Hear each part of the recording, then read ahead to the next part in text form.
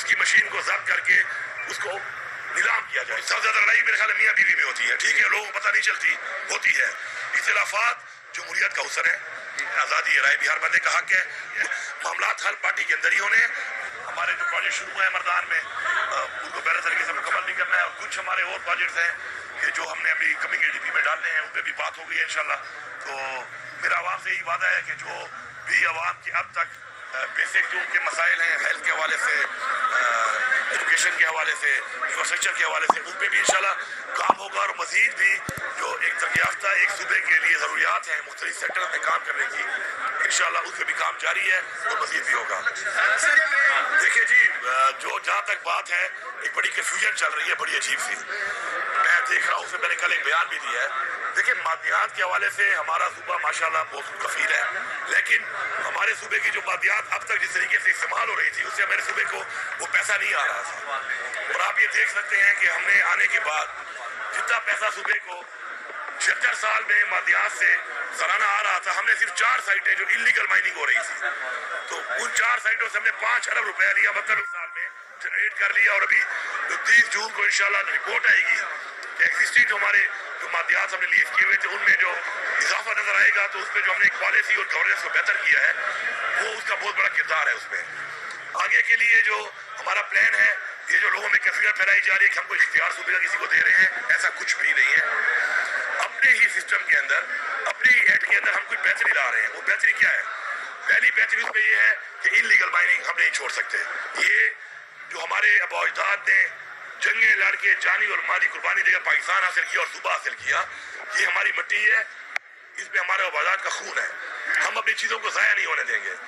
Illegal mining بالکل بند ہے. اس کے اوپر سختی سے قانون آ رہا ہے کہ جو بھی انلیگل مائننگ کرتا تھا 144 اور 188 اور اس کے بعد مشینری دوبارہ چھڑوا کے پھر انلیگل مائننگ, تو اس کے بعد جو انلیگل مائننگ کرے گا اس قانون میں تبدیلی کے بعد اس کی مشین کو ضبط کر کے اس کو نیلام کیا جائے گا تاکہ انلیگل مائننگ نہ ہو.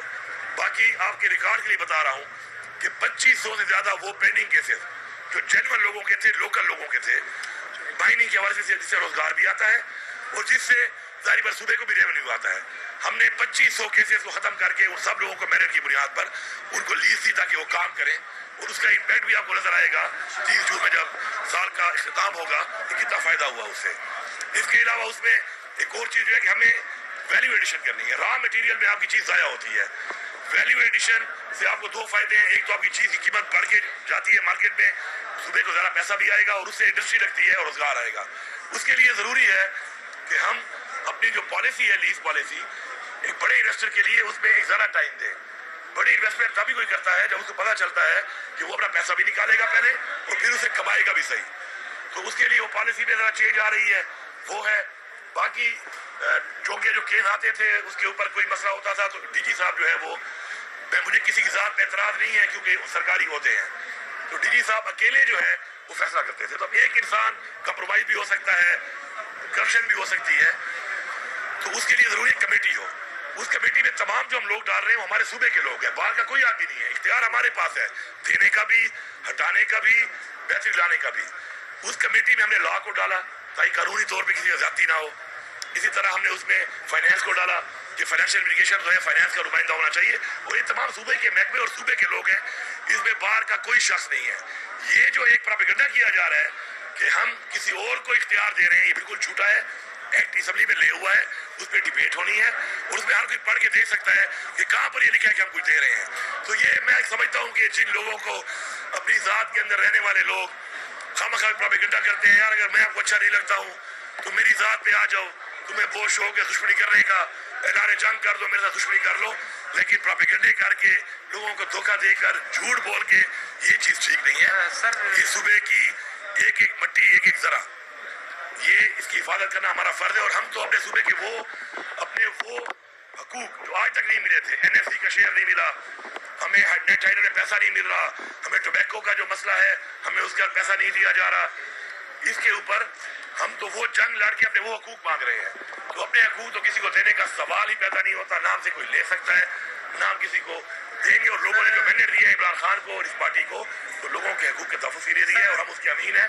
हम देखिए, पहली बात तो ये है कि जहाँ तक कह रहे हैं हकूक की जंग, तो मैंने बाकायदा टाइमलाइन्स के अंदर तमाम फोरम्स पे एक बात की और अपने हकूक की बात की, और मैंने ये भी कहा कि अगर आपका पैसा फिलहाल नहीं है तो आप हमें फिलहाल पूरा पैसा ना दें, लेकिन हमारे साथ मान लें, इस चीज़ को हमारा हक मान लें, खैर किस्तों में दें, बाद में दें, लेकिन आपको मानना पड़ेगा जो आइन ने हक दिया है मेरे सूबे को, मेरे सूबे की आवाम को देना पड़ेगा।